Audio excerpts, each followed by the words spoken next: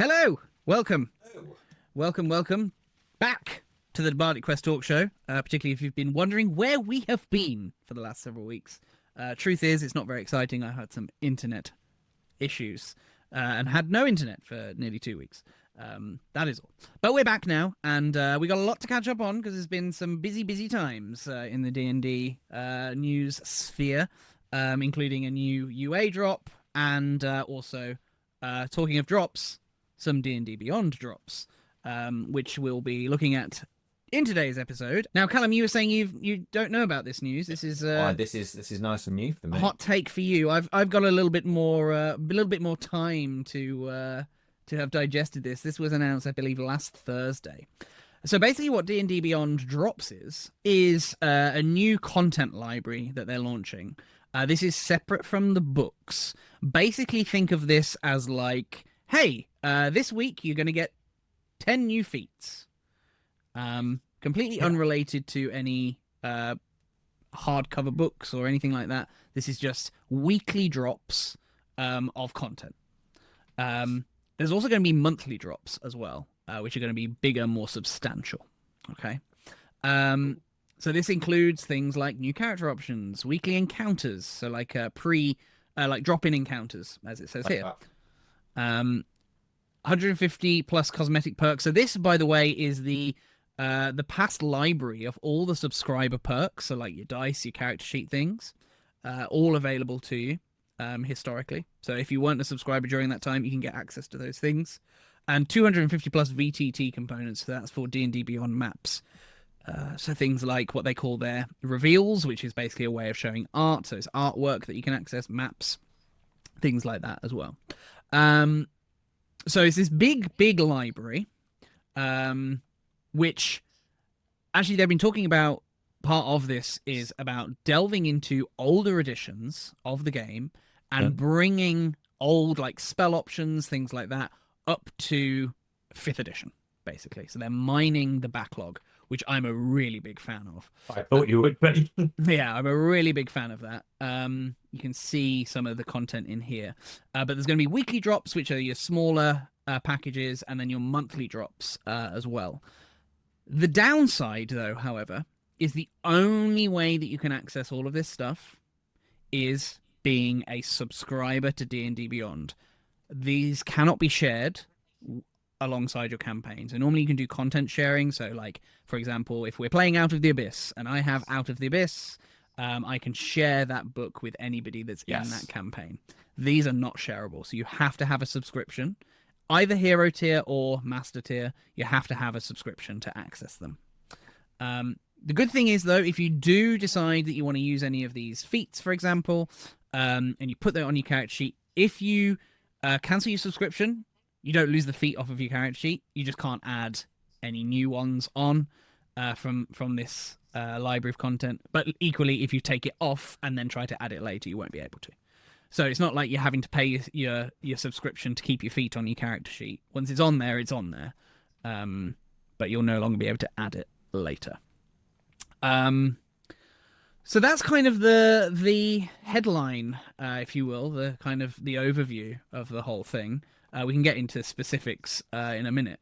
But what's your hot take, Callum, as somebody who hadn't heard? Well, I think the fact that they're actually utilising their back catalogue is, I mean, it's a no-brainer. There's so much, there's such reap fields to be sown there. Mm-hmm. Yeah, particularly if you look at the 2nd edition content library as well. It's crazy. Some of the stuff in there. I also think with all of the with the market that is out there for content such as maps and all of those sort of things, which currently is largely third party creators and stuff, then getting more involved in saying, hey, if you're already subscribing to Patreon, you're already subscribing to this, subscribe to D&D Beyond, and you're getting this unique content that's giving you stuff that you're going elsewhere for. Yeah, the only problem is, of course, is like the maps and stuff are kind of largely locked into the maps VTT, I think, which is a shame. But then, to be perfectly honest, Most of the maps that people are using are from the published modules anyway, which you can simply just download from. Yeah. And to be honest as well, I think as far as VTTs are concerned, I think a lot of people go to, as you say, third parties to get like a spruced up version of the maps, because the maps look great in the books, but sometimes don't translate very well to VTTs, particularly when you've got like special effects. They kind of stick out a bit like a sore thumb, I think, as somebody who's got a little bit of a design flair. Looks a little bit like when it looks a little bit like when you get rotoscoped stuff in like Star Wars, like Luke getting grabbed by the Rancor and the background is really obviously not to scratch with the rest of the shot. Yeah, or like Bad's green screen. Yeah. So sometimes I think people are going further afield for that sort of stuff. But you're right, it is nice that they're doing more stuff to support. To be fair, I think the D&D Beyond maps product is a good product as a baseline VTT. To be fair, it's no frills, it's very basic, but it does the job in terms of giving you an ability to look at the battlefield and not have to. Yeah. Exactly. It's very, very low tier, but it does the job. So if you're just there so that you can like just using a VTT, so you've got a real good sense of the arrangement of the battlefield, particularly for a complicated fight, instead of relying on theatre of the mind, which is much harder to do with complicated fights. This is a nice kind of, hey, well, we've got D&D Beyond open, let's use that just for this fight, as opposed to something like Foundry, which is much more, all the bells and whistles. You can run every aspect of your game in something like that. So yeah, very, very, very, very, very nice for sure. They've mined the 4th edition maps, so they've released 125 maps from 4th edition as a launch for this into maps, which you didn't play 4th edition, did you, Callum? I can tell you they had some beautiful maps in 4th edition. Mainly because 4th edition you had to play on a grid, you couldn't play Theatre of the Mind, so I think they put a lot of effort into their maps, and they had some very nice ones. So they've released that on D&D Beyond, 250 bits of artwork for the reveals, some nature themed sticker packs. So stickers are basically extra images you can place onto the maps to kind of add terrain and things like that. And you can see here all of the old like your Untamed Wilderness backdrops for your character sheets and things like that. They've added all these, but they've also added these spells and feats and a new background. So the feats, you have 2 different types of pacts. Like Warlock pacts, you've got the Infernal Pact, which gives you some features, and then the Infernal Bulwark and the Infernal Dragoon give you they are higher level feats, but you need to have the Infernal Pact feat, for example. Kind of like the feat chains, like with the villainous options. Kind of similar thing. And likewise with the Fey Pact, I think. Oh no, I want the Fey Sentinel, actually. The Fey Sentinel, requires you to have the Fey Pact feat to take that as well. Nice. So a little bit like the we were talking earlier about the villainous paths, where you've got these kind of, you're building towards something, which I'm a fan of. Yeah, exactly. These a little bit more so, actually. I like, although actually one of my players was messaging me going, so can I have the Infernal Pact now? And I was like, yeah, well, you see, these are the sorts of things that, for any that watch the Villainous Options episode, these are the sorts of things that I wouldn't particularly want you to just take because you've leveled up. Like, if you're going to make an Infernal Pact, I want you to be chatting to a devil or a demon to make this pact. However, just suddenly pop up on your shoulder like Mushu one day. Right, exactly. However, they've also released the Pact Seeker background, which allows you to take a planar Pact feat as your origin feat, which I do like, because if you're tying it to your background and saying, oh yeah, I made a deal with the devil one day, it's like, okay, cool, have your Infernal Pact then, sir. That I don't mind so much. So I like the fact that they tied it to a background to be like, hey, if you want these at low level, here's how you can have them too. But also, it would be remiss of me not to mention one of the spells here. Sticks to Snakes, which I believe is a infamous old school second edition. I don't know if it was in first edition actually, but certainly an old school spell which allows you to turn sticks into snakes. Fun times. Yeah, big fan of a bit of Whimsy. Just once per encounter. Are there any sticks on the floor? Yeah, right. Exactly. Could you describe the area? Exactly. So they've got 5 spells that they've released. I don't know how much detail we want to go into these, Callum, at this point. I'm happy to delve as much as you want to delve. Cool. It's new things. It's candy. Yeah. Well, yeah. Let's see then, shall we? Because we never know. We might be parking the druid. That's fine if we're finding good stuff. Okay. If we want to delve deep, then, and you want to have a look at the candy, do you fancy looking at the spells or the feats? Do you mean which do you want to see first? Yeah. I want to see the feats. You want to see the feats? Okay. Shall we take a look at the Fey or Infernal? Let's go Fey first. Let's work our way down.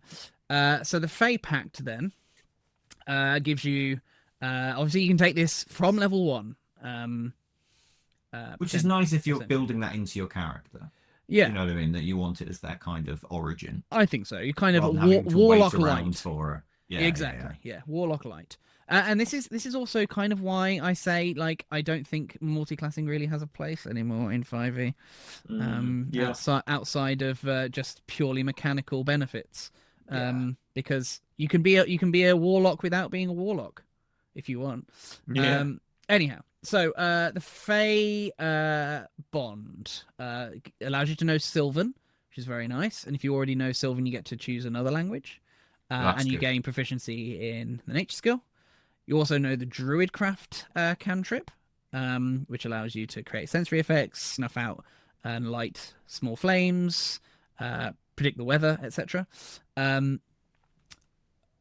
you also learn another cantrip from either the Divination or Enchantment School of Magics as well. You get to choose Intelligence, Wisdom, or Charisma as your spellcasting ability.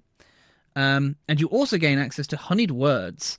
So when you roll a 5 or lower on a Deception or Persuasion check, you can use a reaction to re-roll the check. But you can only do that once per long rest. That's kind of nice. I like the Honeyed Words one. That's nice. Honeyed Words is cool. I think especially as generally you if you're not in a charisma based class, it can get frustrating when you're like, but I don't see them as this unpersuasive. Yeah, exactly. But I like the fact that they have locked it behind being 5 or lower. Yeah. Or specifically on the D20 as well. Because sometimes you might roll a 10 and it still might not be enough, but that's not going to be enough to trigger your Just means you can't absolutely fluff it. Yeah, exactly. Well, you can, but it's less likely. Yeah, true. So that one's nice. But then you get you only get the Face Sentinel as a follow-up to this. So this comes in, you have to be level 4 or above, and you must have the Fey Pact. Your story. Exactly. You must have the Fey Pact. You should be able to get enough story into three levels. I would have thought so. So ability score increase, giving you a score, increasing your score by 1 to a maximum of 20. Fading target. So when an enemy misses you with an attack, you can use a reaction to gain the invisible condition until the start of your next turn, which is interesting, or until immediately after you make an attack roll, deal damage, or cast a spell. Once you use this benefit, you can't do so again until you finish a long rest. That's very cool. It's very cinematic as well. Like, if you've got like a creature with multi-attack that's coming in, first one misses, you turn invisible, and now it's just flailing it off. That's cool. Yeah, I like that, but I do like the fact that it lasts until the start of your next turn. Yeah, it just saves you for that. Yeah. It's not going to give you advantage on your attack rolls and such. Unless you've triggered it by taking an attack of opportunity, basically. But even then, they have to miss you first before you get to use it. So yeah, I like that. That feels nice and balanced for me, which is nice, but also very cinematic, as you say. Then you get phase shift as well. So when you take a dash action, you can forego the extra movement to teleport to an unoccupied space you can see within a distance equal to half your speed instead. I like that. And you're giving up 15 feet generally, Yeah, but but also the really fact that it's useful. teleport. Yeah, because that's really useful if you're like you want to get somewhere, but there's a foe in your way Also, that that can you're going to be have to brush past. So you can basically bypass an attack of opportunity with that. that can be up. Yes, also true. You can use Yeah. that to suddenly get up a level, or you know, Yeah, to and presumably at level 4, most people are going to have a speed of 30, so it's a teleport of 15 feet. But that's still really useful if you can, that if gets you you through a can get window. the placement right. Yeah, yeah, I like that. That also feels nice, but not OP. Because it's a very small jump. Yeah, yeah, yeah. And then you get Nature's Roots as well, so you always have Entangle prepared. You cast it once without a spell slot, which is always nice. And you regain the ability to cast it that way when you finish a long rest, but you can also use any spell slots that you have. And the spellcasting ability is the ability increased by the feat. And when you reach level 5, you also always have Plant Growth prepared and cast in the same way. Yeah, I like it. Again, you say about it, you being able to be walk. You can be a druid now. Yeah, right. This has got some of the best parts of the ranger and druid spell. Yeah. Yeah. So Entangle has been a very useful spell a lot of times. In my experience, it's a great thing to have. I feel like I have more weight with which to bargain with my players that want to multiclass, because we know I hate multiclassing. I get to go, oh, so you want to be a druid, do you? How about I let you take the Pact feat instead? It forces them to just admit that they want to do the mechanical broken right, exactly. But then I can't make my sneak attack do also this and exactly. It's like, aha! I have you, sir. You have outed yourself. Yeah. But no, I do like the feats that allow you to kind of tap into some of the themes of some of the other classes, because for that very reason. Because to me, multiclassing should be about the story, not about the mechanics. Yeah. But the multiclassing is so good and frankly broken that why wouldn't you want to multiclass instead? Yeah. So yeah. Anyway, we've got on that. I've got on that soapbox many times before. I don't need to unpack it again. So the Infernal Pact. Now, I'll be interested to see what you think about these ones by comparison. Okay. So Infernal Pact, a level 1 feat. You have resistance to fire damage and poison damage. Yeah. You can also see normally in dim light and darkness, both magical and non-magical, within 60 feet of yourself. And you gain proficiency in deception. That is right up my street in terms of strong. That's resistance, fire and poison, two of the more common. At level 1. Yeah, at level 1. And being able to see in non-magical darkness. Now, being able to see in non-magical darkness isn't just a thing of, oh, how often do you do you get magical darkness? Mm-hmm. How with certain classes you get anyone that can cast the darkness spell, mm-hmm. and you give them the ability to see perfectly well in magical darkness. Get ready to have everything you throw at them absolutely wrecked. That's happening every single combat.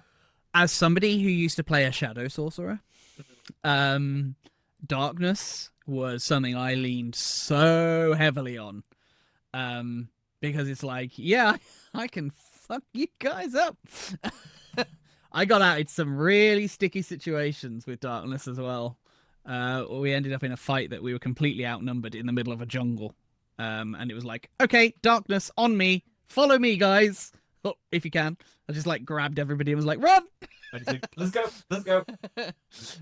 Yeah, good times. Yeah. That is strong for level 1.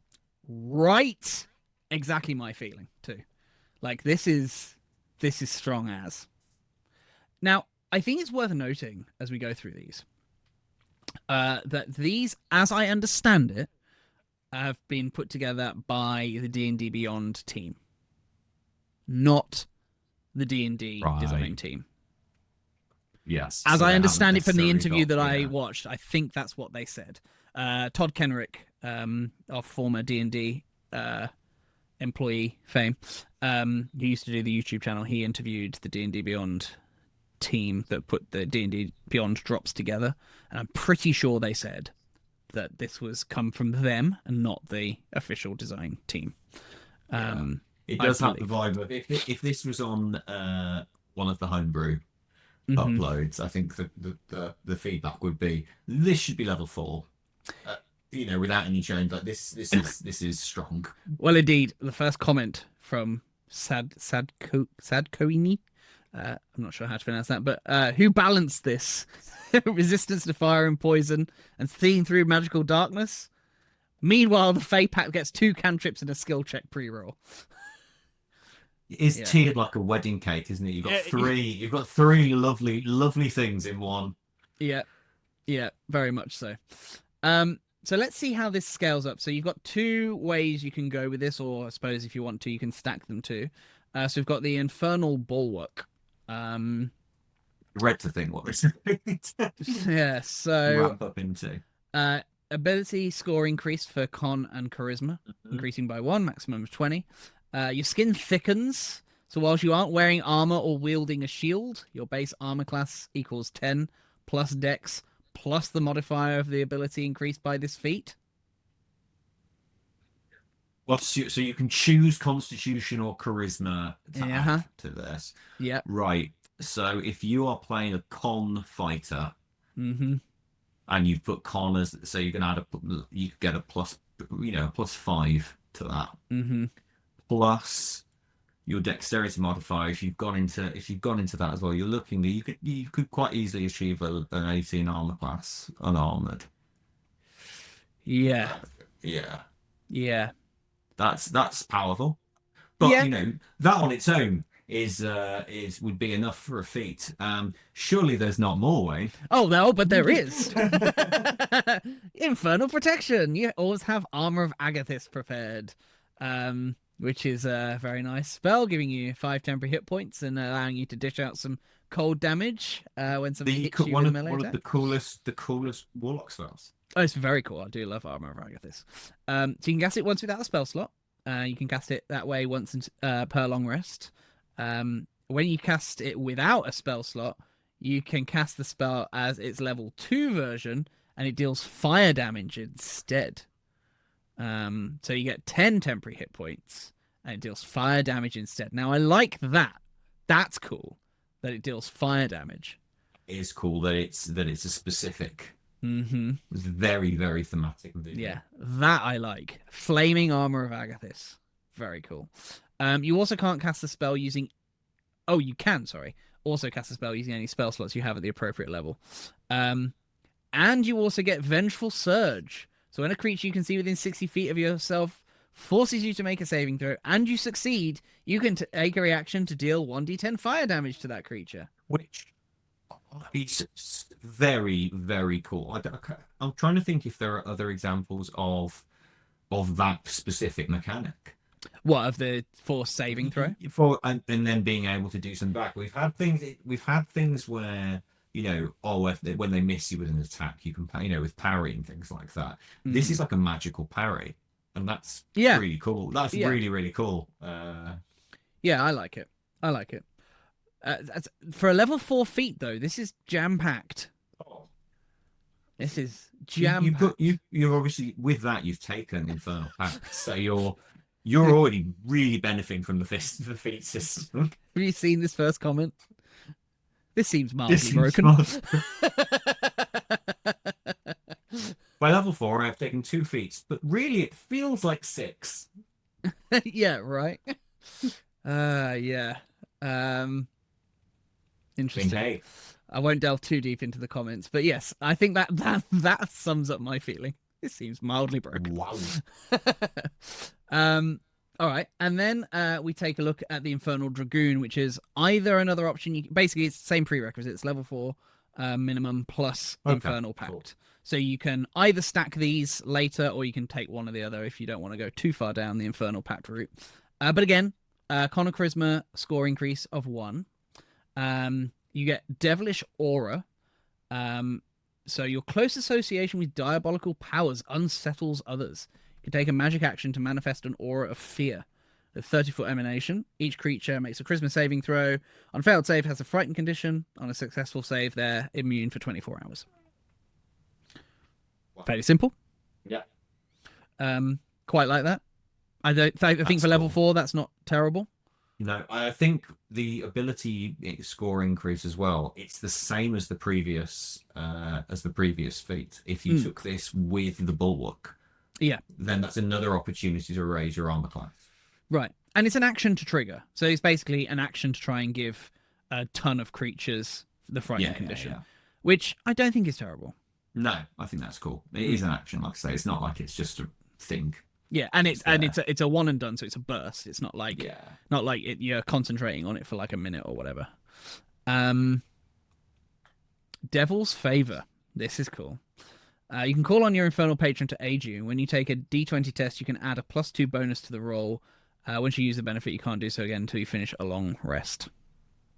I like that. That's nice. +2 isn't too crazy. Yep, it's better than advantage actually. Not better, obviously. It's not as good as advantage mechanically, but I prefer the fact that because they could have easily gone take advantage on a roll, but I like the fact that they've gone no, just +2. I like that level of minutia.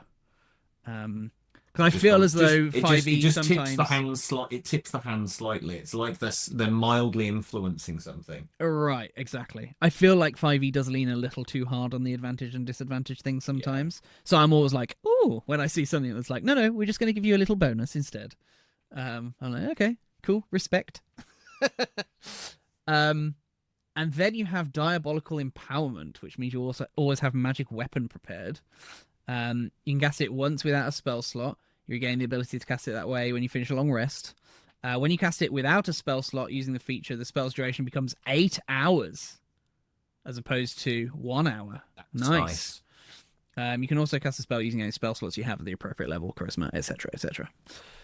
See, this I really like because as someone that's played character that has magic weapon, it is a cool spell, but sometimes it really does compete with the others for using up your spell slots.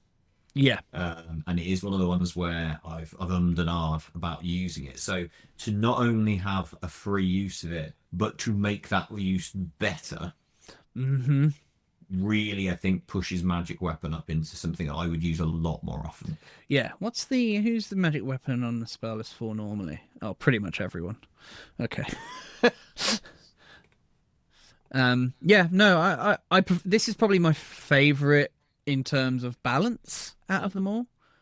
Again, these seem quite packed, like with variations of these three on their own with the ability score increase would be a decent feat. That's what I think is the thing. They feel so loaded. Yeah 100%. Cool. Any thoughts on those feats? Because that's all the feats that they dropped. They're going to drop. We're not going to be able to do this every week, I don't think, because they're going to be dropping more stuff every week. No, they're going to be. Because otherwise, this will be problems. The whole show will be. Oh, maybe we should launch another show. The D&D Beyond drops. Yeah, D&D Beyond drops the show, and go through them all. I mean, it's not a terrible idea, but I don't have time for that many shows. No.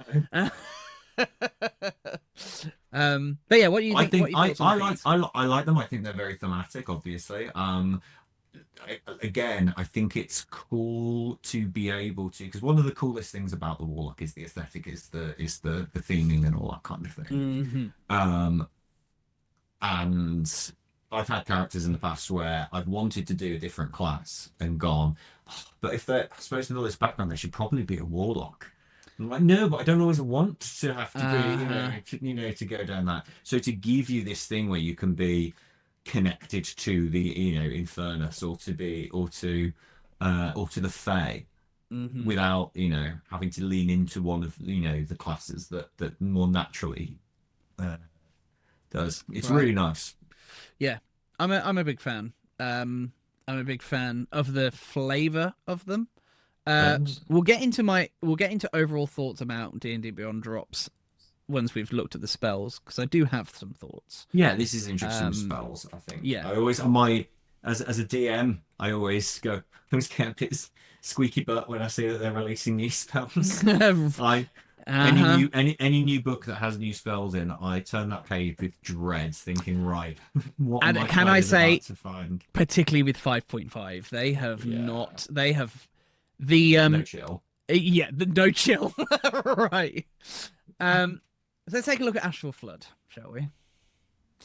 Well, Uh, that name is already intimidating. right, it's a third level spell, so it's allowed some power. To be fair, this is Mhm. fireball level This is where spells. spells should start getting cool. Yeah, so it should be somewhat potent, but not overly so.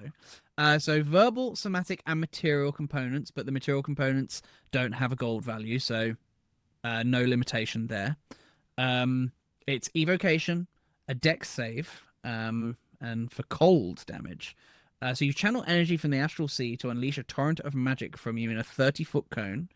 Each creature in the cone must succeed on a dex save or take 4d10 cold or radiant damage. I think that's probably not too far off a fireball in terms of average, I imagine, actually. So probably around, but they've just changed the dice up so that there's more variable or different variability on it. I Yeah, so imagine. it doesn't feel reflavored. Yeah. Yeah. But you can do radiant damage as well, so you get to choose that when you cast the spell, which is nice. Your choice of damage type determines an additional effect. So if it's cold, they have disadvantage on the next d20 test before the end of your next turn. Or if you chose radiant, the target can see only within 15 feet of itself and has the blinded condition for everything beyond that distance until the end of your next turn. That's quite cool. The fact that it does damage to them, but it has its own little. That's nice. I like the radiant one.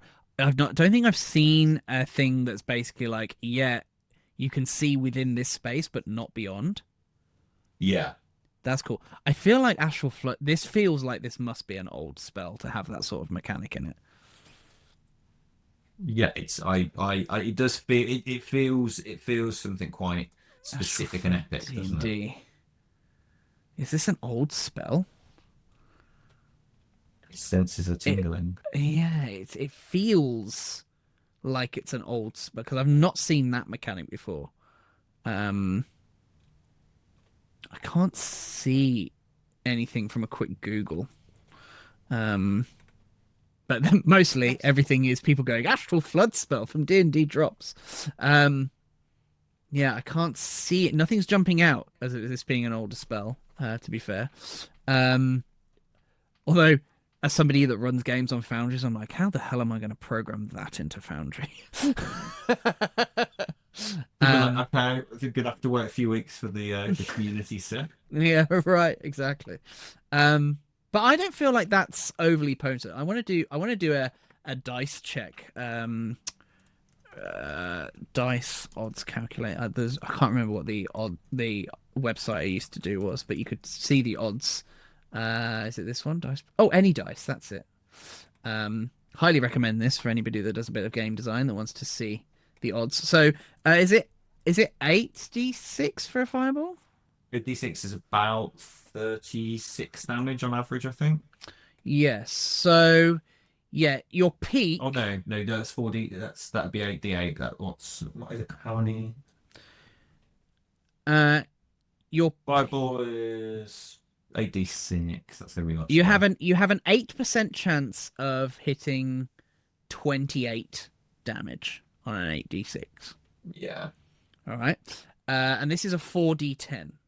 So looking at the peak, 8% at 28. I think 4d10's 20, about 22, I think.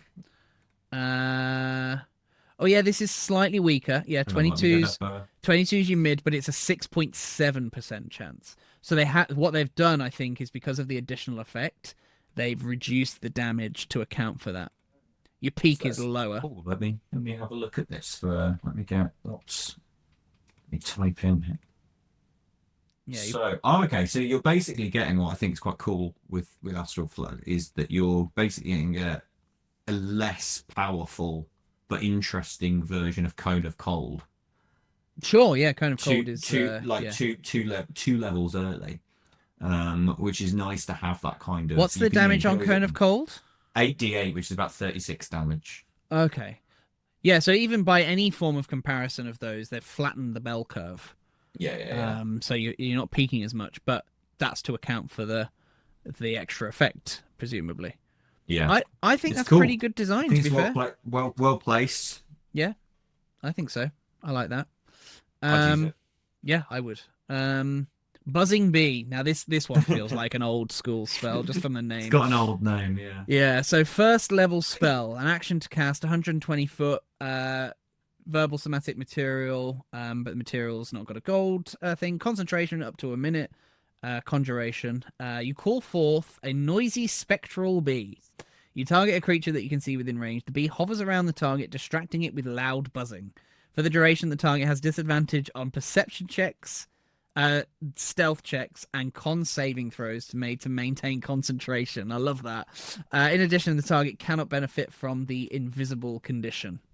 I wonder why they can't benefit from the invisible condition. What's the logic behind that? I suppose maybe the bee just keeps showing you where it is. Oh, I guess so. Right. Yeah, of course. Yeah. That Where's makes sense. the guy? Oh, he's over there. Look. Because the bee's just, yeah, right. The bee moves with the target, hovering within 3 feet of it as long as the target is within 120 feet of you. The bee disappears when the spell ends or if the target moves out of range. This spell is absolute shenanigans.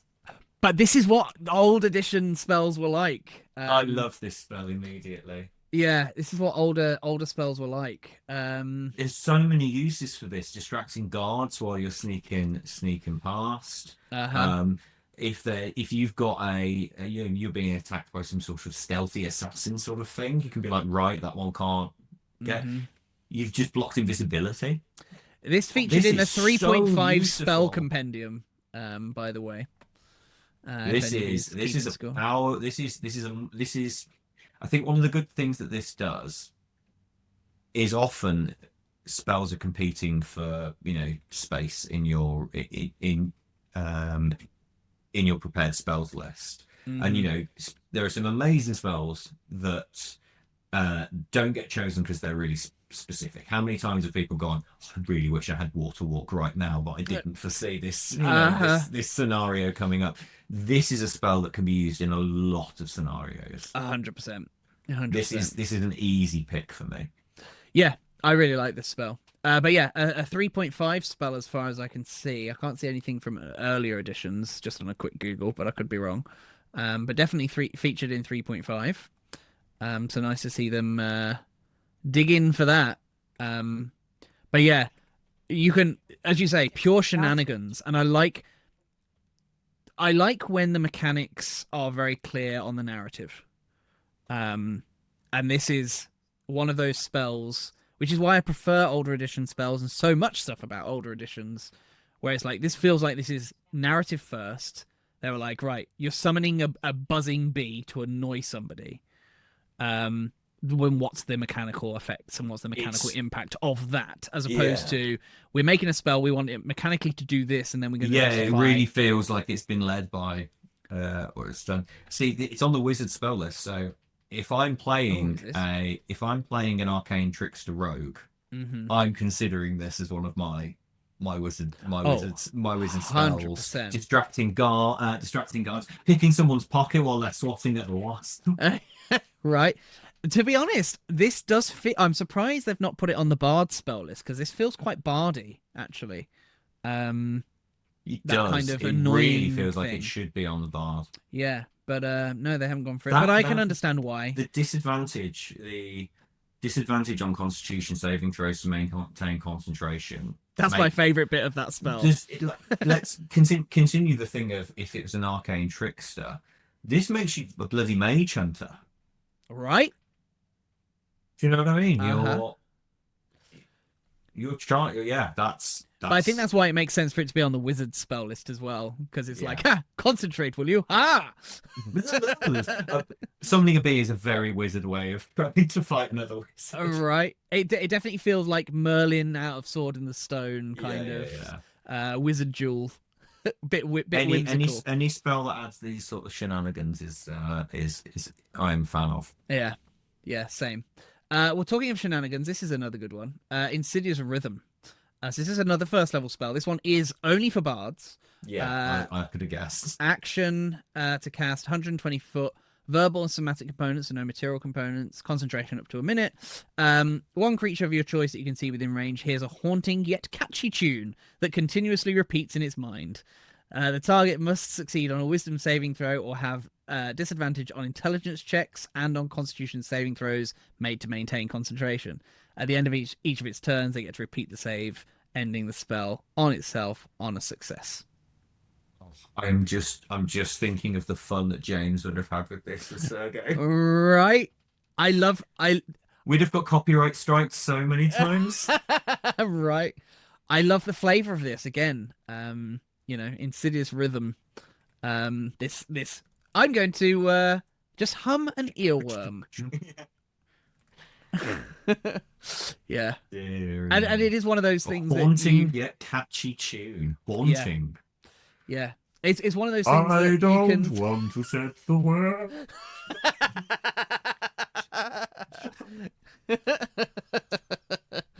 But this is, I believe, another 3.5 spell. But yeah, again, just another good shenanigans one, where you can see the bard player just having a lot of fun. This is the sort of thing that the bard player goes home. This is why after their session and they go, right, what are the earworm songs? And I'm just going to pick from that list every time I cast this spell and start singing. I've got a Spotify playlist together. Yeah, I'm right. ready. Hope you like the cheeky girls. Right. Exactly. So big fan of that. Mechanically, disadvantage on intelligence checks, which is an interesting choice. Intelligence checks. Checks. History. Is that religion? But I suppose the main thing is the concentration, I guess. This is about stopping the spellcaster foe that you're facing from concentrating on a spell. Yeah. That's really what this is used for in combat. But I suppose this is great for this isn't much a DM spell, I think, in many ways, as it is a player spell. Yeah. Because you don't really see many NPCs making intelligence checks, knowledge checks. Yeah. Because normally a DM knows what they know, what the NPCs know, unless it's like an obscure thing. At least that's how I do it, anyway. Unless, of course, as the bard player, you're trolling your other players. Yes, true. But yeah, this seems more about the concentration than it does anything else. So not bad for a first level spell. Not too overly powered. But again, the flavor's really good. Really good. Leomund's Lamentable Belabourment. Oh, a 6th level spell. What's Leomund been up to now? Yes. So he's given up on his huts. Lamentable Belabourment. So this is a 6th level spell, so this is going to be juicy, potentially. An action to cast, 30-foot range, 10-foot sphere. Verbal components only. Minute duration, not concentration. And this is for sorcerers, bards, and wizards. You proclaim an insightful or inflammatory statement, such as a claim about the politics of a nearby town. Each creature in a 10-foot radius sphere centered on a point you choose within range must succeed on an intelligence saving throw or have the charm condition until the spell ends. Any creature that doesn't share a language with you or that has an intelligence score of lower than 3 automatically succeeds on the saving throw. While charmed, a target must spend its turn discussing or arguing for or against your statement. For the duration, the target has a speed of 0 and has the blinded and deafened conditions with respect to everyone except you and other targets affected by this spell. At the end of each of its turns, the target repeats the save, ending the spell on itself on a success. But it's just a full-on debate me, bro. Yeah. It is the person at the party that kicks off the politics talk, isn't it? Yeah. Throws the grenade in the room and then goes, bye. Just lean in. Hot take. Yeah. Or the memes where it's Leomund like, the guy hot sat behind take. the table. Yeah. Like Leomund's portable soapbox. Lord Daggle Neverember is the best open lord Waterdeep ever had. Prove me wrong. Change my mind. Vecna did nothing wrong. Change my mind. Yeah, right. Right. Oh. But yeah, so charmed, blinded, deafened, and speed of 0.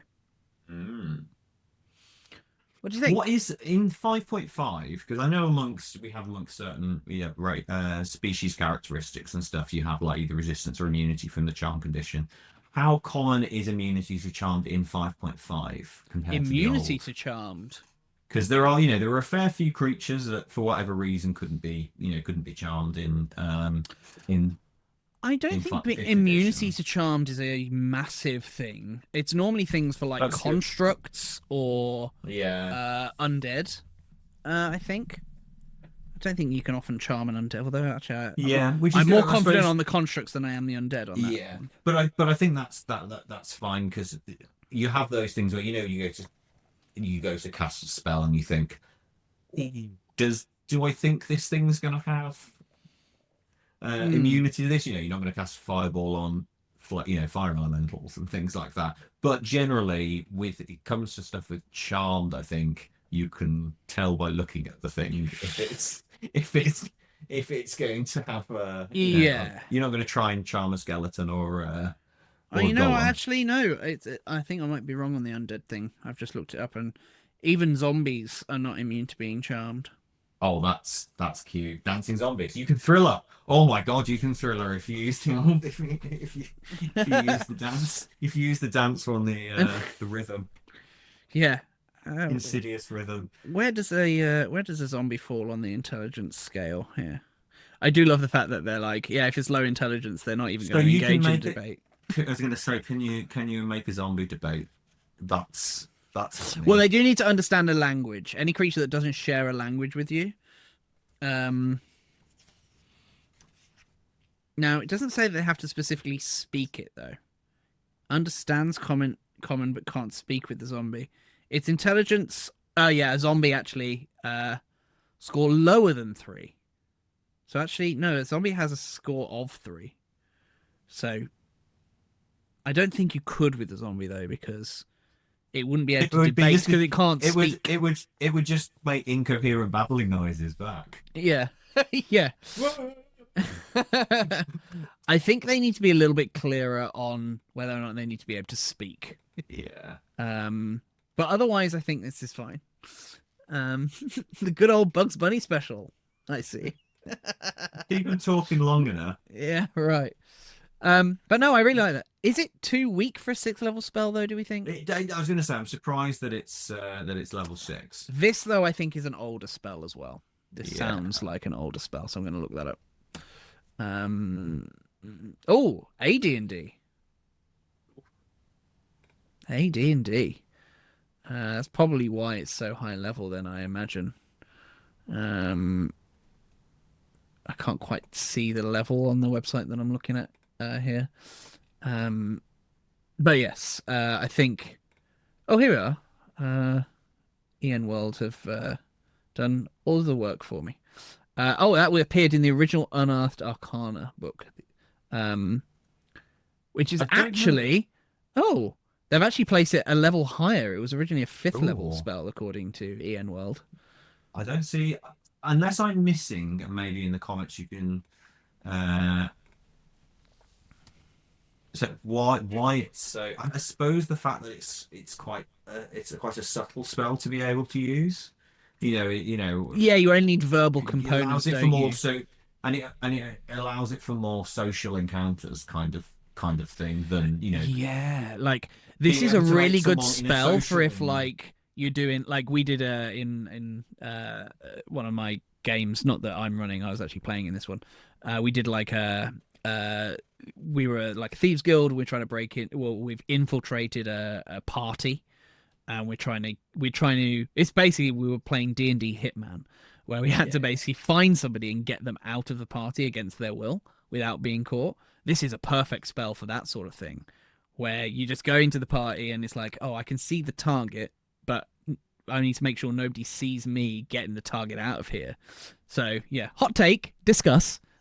They're like there, and then it's like, right, whilst they're debating that, I'm doing this. This is a distraction spell, isn't it? It's very it works very well for that, I think. Which I think is it's good to have more of a toolkit for this sort of thing. Again, it still maybe feels underpowered for level, for sixth level. Sixth level is very high. But then, if you're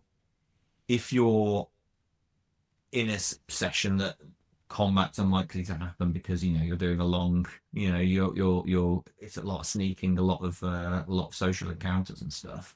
Mm-hmm. You might go the whole day without using your sixth level. Yeah, right. Spell thing, and to have more of a toolkit for stuff like this. Yeah. Where you're not just using your minor illusions and your major images and things to sort of try and sneak your way through. To have something like this is quite a cool little thing for yeah I'd put this more, I think even level 5 might be a little strong. I feel like a level 3 or 4 feels right, because it only lasts for a minute as well, so it's not like you're buying yourself a ton of time. This isn't really a combat spell, really. No, although you could use it in combat. It could be used to set up a horrendous surprise round. Yeah. Oh, hey, big guy. Hey, hot take. Although you wouldn't really get a surprise round, really, but you kind of do, though, because they can't see. Yeah, they'd be blinded to everyone else is walking up behind them with a dagger while you're debating about whether they're the big bad or you're the big bad. Yeah, right. So, yeah, but I mean, the flavor of this I absolutely love. Yeah. Like, I love the idea of using this in combat, though. You got like 2 wizards that are like, blasting you with spells, and the bard just walks up and is like, "So, hot take, about the Red Wizards of Thay, discuss." And then getting the wizards suddenly caught in this debate. I mean, it's an intelligence saving throw, so you probably wouldn't use it on wizards, but you get the idea. That the enemies suddenly are like, actually, no, I don't agree with you on that. Of the famous spellcasters who have lended their name to spells such as Tasha and Leomund. Leomund is one of the ones I know the least about. Yeah, I'm not huge. I'm not huge. I have to do a deep dive on either. him.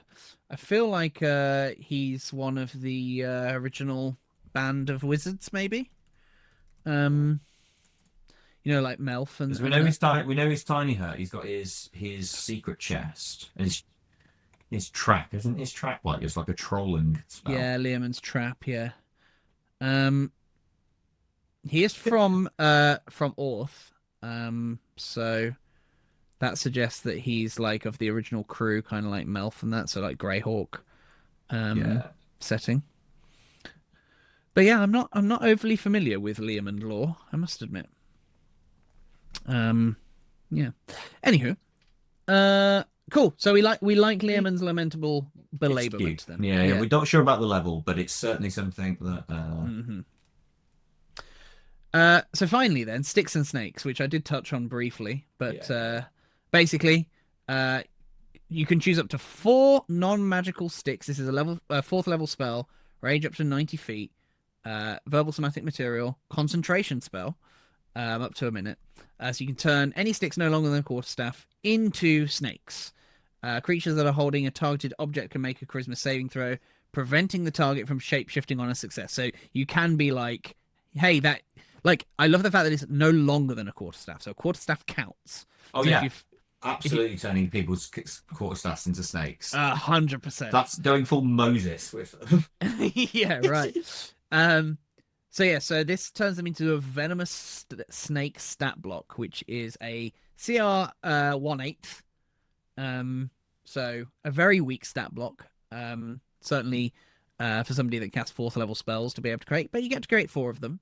Each of the snakes is friendly to you and your allies, and shares your initiative count. Takes its turn immediately after yours.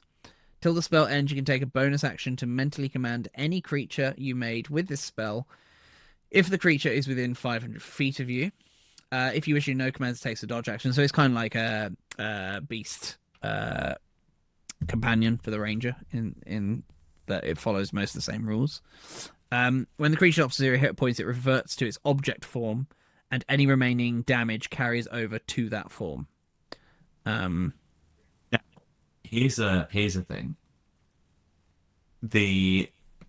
It suggests that by the fact that they use the venomous snake stat block, that I believe venomous snakes, are they tiny or small? Small, aren't they? They're medium, I think. Are they venomous? Oh no, they're tiny. Sorry, I was thinking of giant venomous snakes, of course. Yeah. So venomous snakes. So when it says no longer than a quarterstaff, it doesn't have a lower end. So there is nothing particularly stopping someone from carrying small twigs around in their pocket, throwing them down on the ground. Right. At what point are you arguing that a matchstick is a stick? I mean, I guess.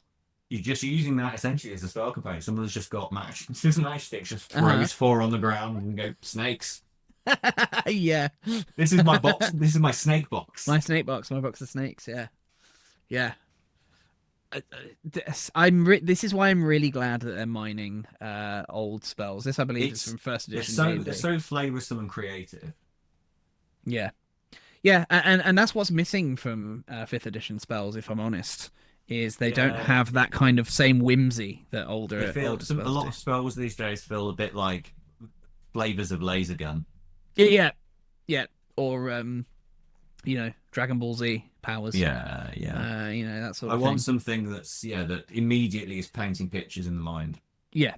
Yeah, and the idea, like, I love the idea of the twigs in the pocket and just being like, snakes, snakes, pocket snakes, pocket snakes. Yeah, and sparking a debate or all of the other stuff that we've sparking a debate with someone whilst he doesn't realise that you've turned his into a snake. although I believe both are concentration spells. That's what you got. Someone else doing that one. That's fine. Is the other one concentration? The party's working together. Oh no, the lamentable belamement is not concentration, so you could do that. Hilarious. he's just chatting to you, not paying any attention to why you get your why you get your matchbox out. Yeah, exactly. But yeah, I think perfectly good for a 4th level spell. No notes really here. Fun. It's fun. Yeah, fun. And a bit of an iconic spell in many ways. Okay, so yeah, we're definitely not getting to our druid today, are we? It's fine, but that's fine. So did you have any thoughts generally on? I'm really. Well, I think the thing is, it's more content is more content, and as long as the stuff that they're putting out doesn't blood too much, if you know what I mean. Like, I don't want there to be, as much as I love new content, I don't want there to be 1,000 feats to pick from, because it will start to get busted quite quickly. We've already seen how strong these ones are. I think maybe a lick of guidance from the games designers to hold their horses ever so slightly. Which I don't know how heavily involved they are, to be fair, but I got the impression that not much. Yeah, I imagine there'll be some guidance on things, like them saying, by the way, guys, no new classes, okay? Like, let's limit it to some things. Yeah.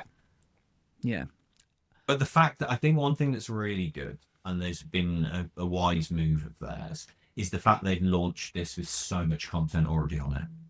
Yeah, 100%. If this had just been something where they say, hey, we're going to start doing this every week, that would still be very cool. But the fact that they've gone and here's all the back catalogue stuff that we've already got to give you an idea of what's to come. Yeah.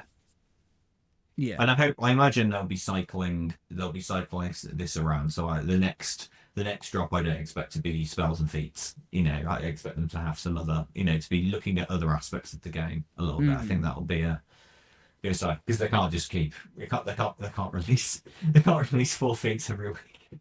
Yeah. Yes, exactly. But I think if they're doing these, I can't remember where the details of the monthly drops was. Um, I did see something about the monthly drops. It might have been in the news page actually. Because the monthly drops is more for like DMs. Like the player option stuff is going to be the I think it's in here. Um, every month, we'll be working with game designers and artists to add more game content like player options, maps, monsters, reveals, and more. Every week, we'll be releasing pre-made encounters. That's it. So your player options and stuff is your monthly stuff. Your weekly stuff is your encounters and things. I don't remember seeing any encounters in here, but then I don't use. I think the encounters stuff is built into the D&D map stuff. Yeah. So kind of like you can see here some of the old maps and stuff. But yeah, I don't. I also worry about flooding the market. Okay, let me propose a question. It's a bit of a leading question, I suppose. I'll be honest. As a DM, so purely putting your DM hat on, about thinking about how this impacts your table, Callum. What are your thoughts? I think it means that I suppose it's more opportunities, maybe. I don't know if opportunities is the right word. Need for players to be instances of the players might have to say, "Oh, hey, I'm thinking of taking this at the next level," or I'm thinking of, if you already have this when new books come in, and it's the give and take with you're excited for new content. You also have to keep on top of it at your table in terms of when going back to when one of my players was like, Critical Role, we've just got Graviturgy, and Dunamancy. Are we including that in our game? And I wrote that in. Let me go and have a look and get back to you. Yeah. Oh no! Oh no! Yeah. Yes. Yeah, I think there's no, but that is ultimately part of the conversation between you and you. I'm happy for my players to have as many fun toys as possible, so long as we talk about it. I do particularly like with these, even though I think they are overpowered, these Fey and Infernal feats that have come in, and they're very, very flavoursome and thematic, and I think that's something that recent releases, as we'll get onto with when we do visit the Druid Titan class and the other classes that have been subclasses that have been coming out, really flavoursome, really thematic. It feels like they've really theme led with stuff, which is how I like it. Yeah, 100%. 100%. It feels like we're in a good time at the moment for cool little toys coming out. Yeah, I agree. Have you got any concerns? Well, I suppose there's a certain amount of power creep that's just going crazy with, with 5e. Like I say, I think you've got there's concerns when you get abilities that are mathematically and mechanically the most powerful and the obvious option to take. Like I said earlier, with that magical darkness thing, people are going to use it all the time. It can get quite old as a DM to be like, right, okay, I guess they're going to be doing this again, and then you start planning your encounters on how to limit their ability to do it, and then you realize, what have we become? What are we doing here? I don't want to do this. Yeah, I get really angsty as a DM when there's what I call hand wave mechanics or hand wave options that come in really early on. Like I don't want to see anything that hand waves any mechanical aspects of the game in tier 1 at all.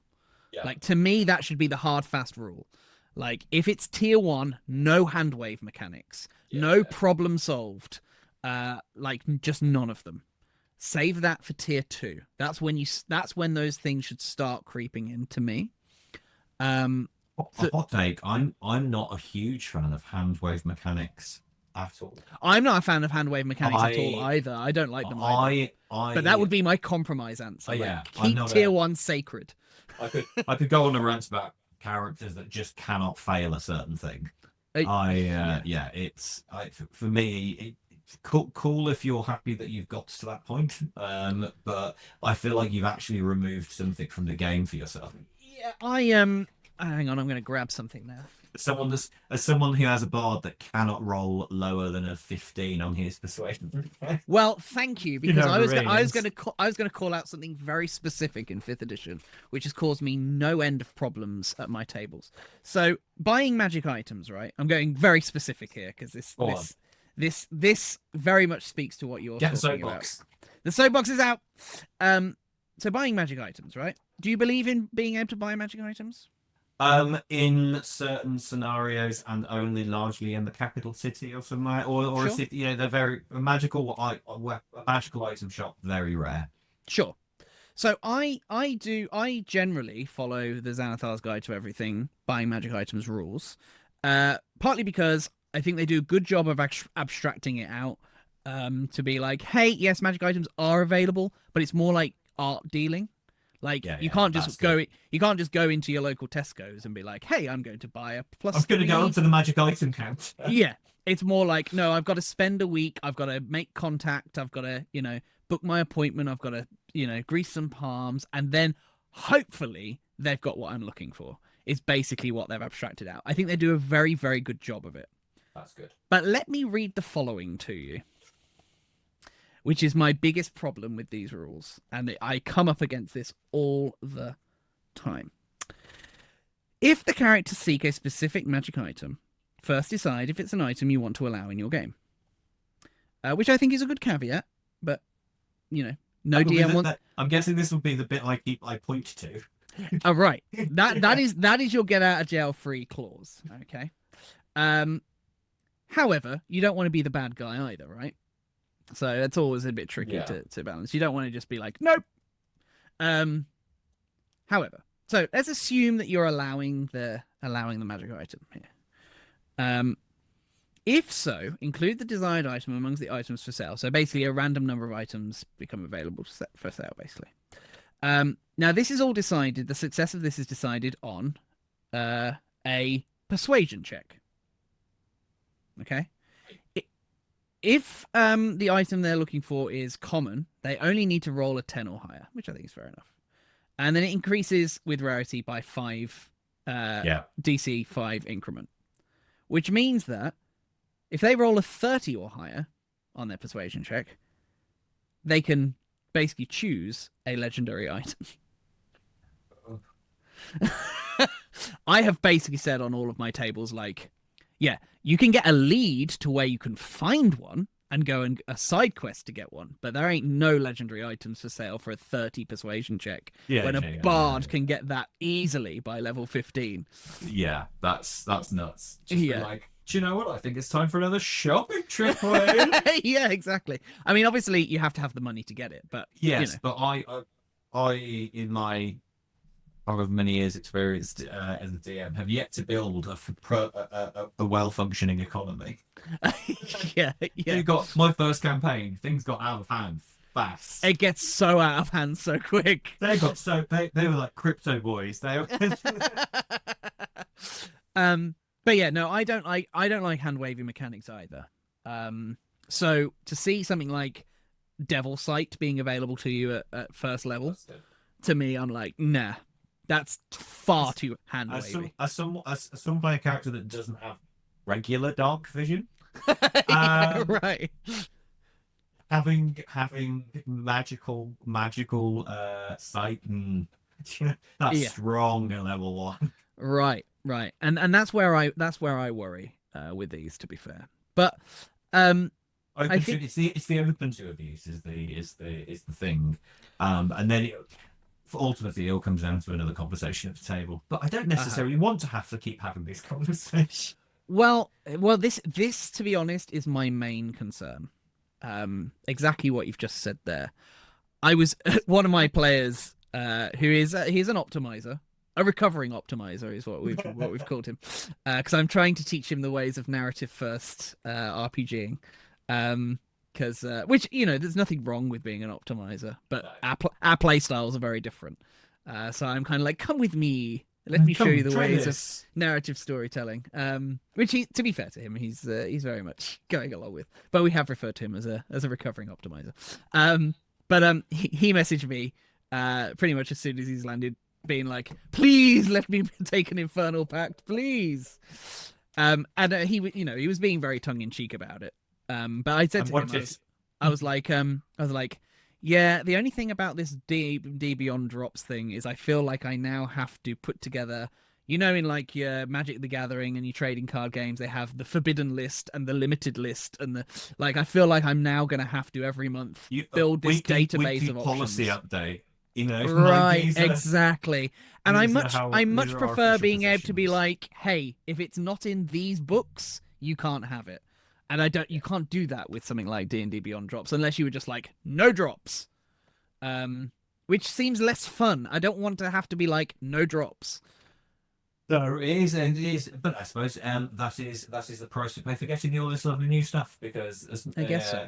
Because I suppose looking at it and go, okay, I've got to keep up with this. But now my NPCs can turn their sticks into snakes. So it's it's the balance out. It's like, oh, this is a fun new thing.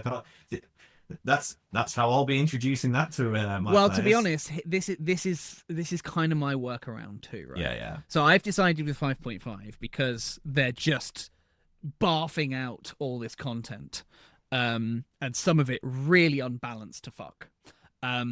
Basically what I've decided to do, and this is my recommendation to all you DMs out there that are looking at this going, holy shit, how am I going to manage this? Here's how I'm going to manage it.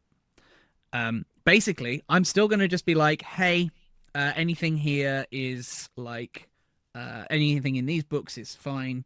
Anything outside of those books is not necessarily not in the world, but you got to find it. So things like your spells, that's where you're going to be getting your spell scrolls of sticks to snakes and things like that.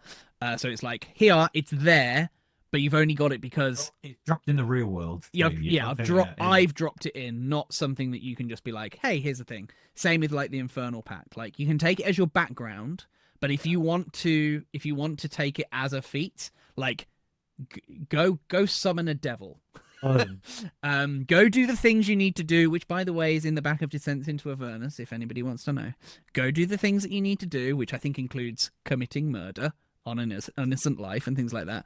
Go do those things, then make your deal with the devil, then you can have your Infernal Pact. But and this is the thing. I think sometimes this comes into, like you say about narrative, is every time if I always recommend, as if you're approaching, if the moment you have an idea that you want to take a certain feat or something that is very thematic, like an Infernal Pact, don't wait until level 4 or whatever to talk to your DM about it.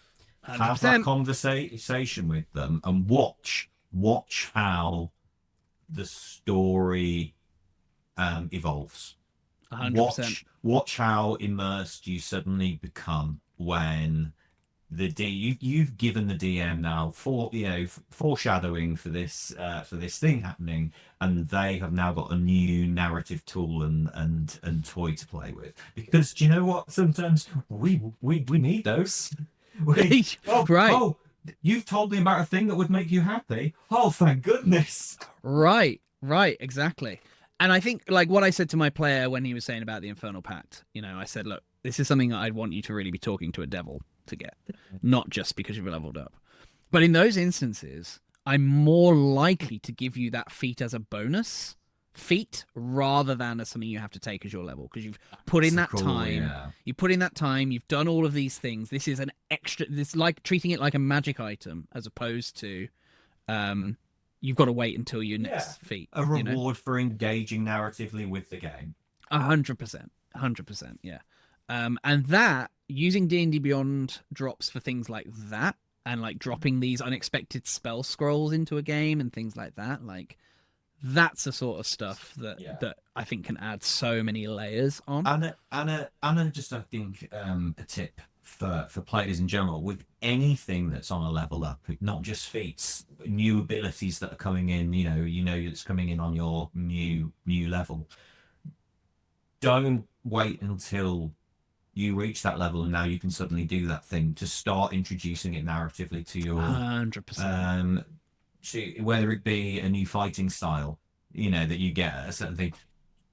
Have your character start practicing it on downtime. If you're looking to take shadow touch stuff, Fey Wander or something, Fey touch, you start sprinkling little bits of that lore or whatever, or reasoning into the character, then so it doesn't suddenly become this, oh, narratively, how is this? Well, okay, we'll work around it. Yeah, for sure. And not just because it will please your DM. You will find that the more you put into your campaign doing like that, you will be rewarded hugely. Nothing is better than when you've got a rich connection between the DM and their player through the character's story that they've been building together. That's what we're doing D&D for. And 100%. So when you've got these momentous occasions, the gaining of a feat, leveling up and getting your level 14 ability or whatever it is, foreshadow them, add those as little use those as inspiration for narrative things that are happening. There shouldn't just be stuff that's happening alongside each other. Yeah. The story of your character's arc and ascent is can be sewn in with the abilities that are gone there, and it will make everything you do in combat feel so much cooler. Yeah, completely. And on that vein, though a bit of a sidestep, I suppose, in many ways, one of the things that I am really liking continually about the character options that they're releasing for 5.5 over what they had for 2014, everything feels really flavorful. They're doing a really good job of communicating what's the flavor and the mechanics rather than one or the other. I've seen a bit of a small amount of pushback on that people feel that it's all getting a bit not too flavored, but kind of, rather than you coming up with the stuff yourself, here is oh, you are playing this, which I completely disagree with, because I completely disagree with, because you can flavor it how you want. Yeah, exactly. But I want to be able to look at it and go, oh, I understand the story that's telling. Yeah. And if I want to change it, I can change it, but I understand the intent completely of the story. reflavor. If my I've had several occasions where a player has gone, hey, I really like this feat, but I've got it doesn't quite fit, and it might be because they're being mechanical or optimizing or whatever, or it might just be that they really like the idea of their character doing this thing, but they go, hey, it doesn't quite fit the flavor. I've looked at them and gone, well, that's how do you want it to be flavored?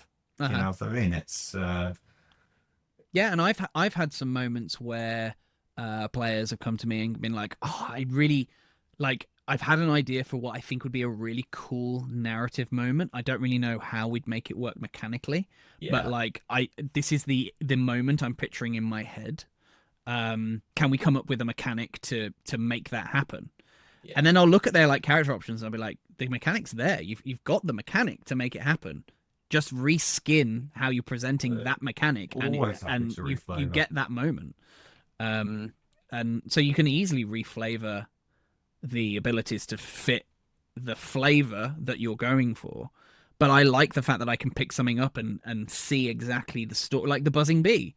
It's very clear what that is in terms of the narrative of it. It's somebody going, piss off, go away.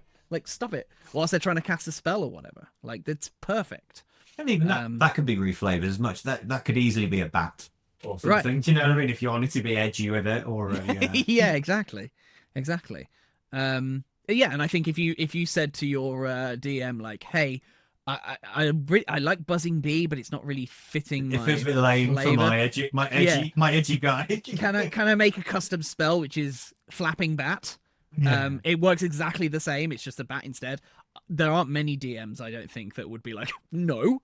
Like, you've got to go to wizarding school and make your spell. Like, I don't think Yeah. there's going to be many that are going to do that, because mechanically it's exactly the same. Yeah, exactly.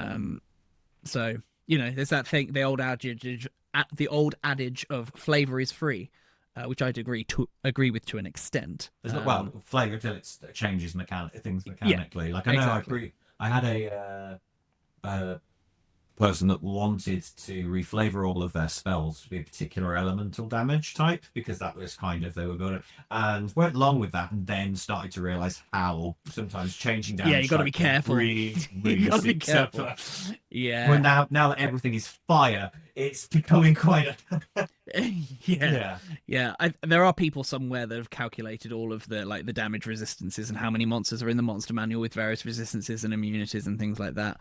Because there are, energy types are not made equal at all. But you do have spells equally that allow you to change the damage type. Things like Chromatic Orb and things like that, cool. where it's like I get to choose my damage type. And there's actually, I feel like there's more of those in 5.5 than there were in 2014. So, good times. But I mean, all in, I think the D&D Beyond drops is good. The only other concern that I have, and we'll touch on this briefly before we go, my only other concern is about the overall hobby as a whole, because these are locked into D&D Beyond. Like, at the end of the day, Hasbro can do whatever the freak they want, because I've got my books. I've got my books. They can change whatever they want, but I've got my books. They are going to have to pry these from my cold, dead hands. But anything on D&D Beyond, they can change, get rid of, or whatever at their whim. And I'm taking screenshots, damn it! You can't say. Right. Well, yeah, it would be nice to see, and maybe this might be something that they might do at a later time, where they might say, "Okay, we're doing the D&D Beyond drops annual." Which is a book containing all of the, but Hasbro are not going to do that. Let's be real. They're not going to do that because the reason that this is here is to get you to subscribe to D&D Beyond. That is what it is for. Which I understand, like, is in this OGL, new OGL era, they have to compete. Yes, that's the thing. Like you were saying, we were saying earlier, before we started rolling, about them having to actually start creating really good products. That's because they have now, with the Creative Commons, ensured that there can always be third party. Competitors are not competitors, because they're not. They're collaborators, if anything. Yeah. But financial competitors for the attention of the D&D community. They have to, and I understand the X-Locks behind D&D Beyond that don't like that they can, that they can pick and choose what they're actually keeping up there, or changing it. But personally, I think it could show a health of the economy, the fact they're having to come out with this stuff, going, no, actually, come and spend your money here and get our stuff. Yeah. And they're having to compete directly, whether that's a case of them looking, but look how much stronger our feats are. Well, right. this is the thing, and actually, the same player that was begging me for the Infernal packs went, do you think that this is sort of the sinister kind of almost pay to win type thing? And I was like, no, I don't think so, but it could easily kind of turn into that if they're not careful, because if they're not doing good enough quality control, and the stuff that's on D&D Beyond is far more OP compared to what's going out into the published books, it kind of has turned into that, right? Of like, I get my subscription, so I get a super strong character. Next week on D&D Beyond, the new level 1 Necrotist feat, where you get Finger of Death once a day for free. Yeah, your background where you're a Death Knight apprentice and you got Power Word Kill, level 1, always prepared, and you get to cast it without a spell slot once per day.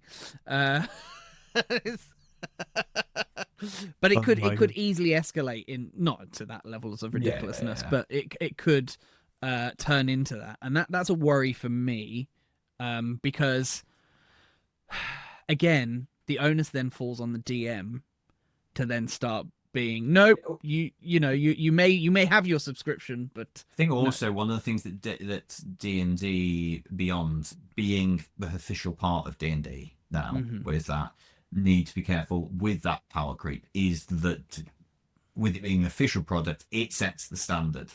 It sets the bar for what either a spell or a feat can do at that level. That is what people, third party creators, will look to 100%. And then going, right, I need to make my spell this spell worth taking or this feat worth taking. Let's look at what it's up against.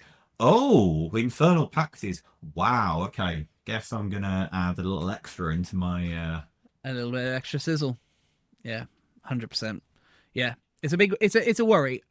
It's something I think we're gonna have to keep an eye on in the hobby. But to be honest, I think the feedback will be heard one way or the other. Yes. Because the good thing about things being on D&D Beyond, as we showed earlier, is that people can comment on this stuff. Yeah. And if the comments at the top are like, "This is broken as hell," that's going to feed in. And when they do the debrief before the next one, Yeah, exactly. Like, exactly. Yeah. Calm down, guys. Yeah. Just chill a little bit. Chill a little. Cool. All right. So that's going to be all we have time for this week. So thank you, Callum, for going through this pleasure, with me. as always. And hopefully we should be back next week for some episode, unless my Wi-Fi dies again. But so far so good. But yes, if you've got any thoughts, or if you think we're completely wrong on everything that we've said, let us know. Leave a comment. Let us know. Hey, bro. Yeah, come at us. Just leave a comment. Let us know your thoughts. D&D Beyond drops, good, bad. That's what I would like to know. I think it'd be nice to get a good sense from our audience on your general feelings on that as well. And of course, like, subscribe, and hype. This is a new thing now. I saw hype the other day. Yes, if you're watching on your phone, give us a hype. The first 48 hours is super useful. It helps put us up on the hype table, or the hype train. Yeah, there we go. So yeah, this is let's go. Another new metric for us to have to ask you to help us with. So give us a like, subscribe, and a hype if you wouldn't mind. But yes, that's it for us this week. Thanks for joining us, and we'll catch you on the next one. Bye-bye. Ciao.